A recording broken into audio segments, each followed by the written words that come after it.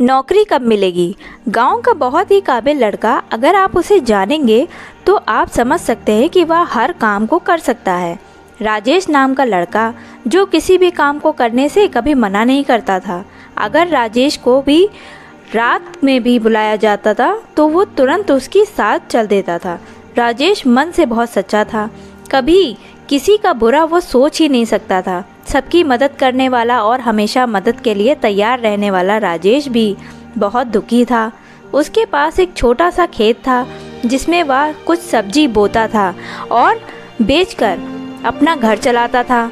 राजेश जब भी किसी को काम पर जाते हुए देखता था तो उसका मन भी करता था कि काश मैं भी नौकरी करता, पर उसे नौकरी देगा कौन। राजेश पढ़ा हुआ था, वह अनपढ़ नहीं था, बट नौकरी के लिए जाए भी तो कहाँ जाए, यही सोचकर वह हमेशा दुखी होता था। एक दिन राजेश कुछ सब्जी लेकर बाजार जा रहा था, तभी उसे किसी ने आवाज़ दी कि रुकना ज़रा, हमें कुछ सब्जी चाहिए। जब राजेश ने देखा कि एक सेठ उसके पीछे आकर खड़े हो गए और सब्जी के दाम पूछने लगे। राजेश ने बताया कि इस सब्जी के इतने दाम हैं। फिर सेठ बोला कि तुम कहाँ से आते हो, तुम बहुत ही कम देखे जाते हो।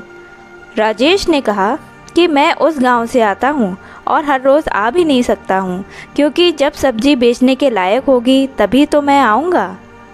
सेठ ने जब सब्जी ली तो कहा कि तुम ये सब्जी मेरे घर तक रखवा दोगे।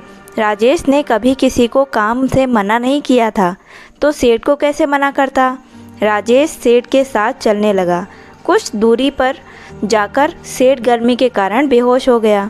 तभी राजेश ने सेठ को उठाया और उसके घर की ओर चलने लगा। घर पहुंचने पर सभी लोग परेशान हो गए। सेठ को सब होश में लाने लगे और जब सेठ को होश आया तो राजेश सामने खड़ा था। उसको देखकर सेठ कुछ सोचने लगा और राजेश ने पूछा कि आप ठीक हैं, आप वहाँ पर बेहोश हो गए थे और मैं आपको घर ले आया। सेठ ने कहा कि आज की दुनिया में कोई मदद कर सकता है।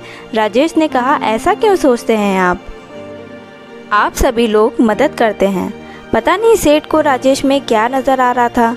सेठ ने राजेश को अपने यहाँ काम पर रखने की बात कही और पूछा कि क्या तुम हमारे यहाँ काम करोगे।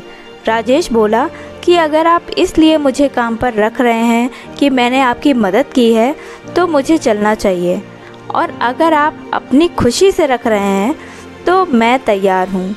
सेठ बोला मुझे तुम बहुत अच्छे लग रहे हो और तुम्हारा मन भी बहुत साफ़ है। अगर तुम मेरे यहाँ पर काम करोगे तो मुझे बहुत अच्छा लगेगा। सेठ की बात राजेश मान गया और राजेश को नौकरी मिल गई।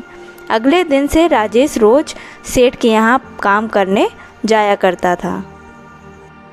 दोस्तों, हमें किसी की मजबूरी का फ़ायदा नहीं उठाना चाहिए, बल्कि अपना काम ईमानदारी से करना चाहिए, तभी उसका फल मिलता है।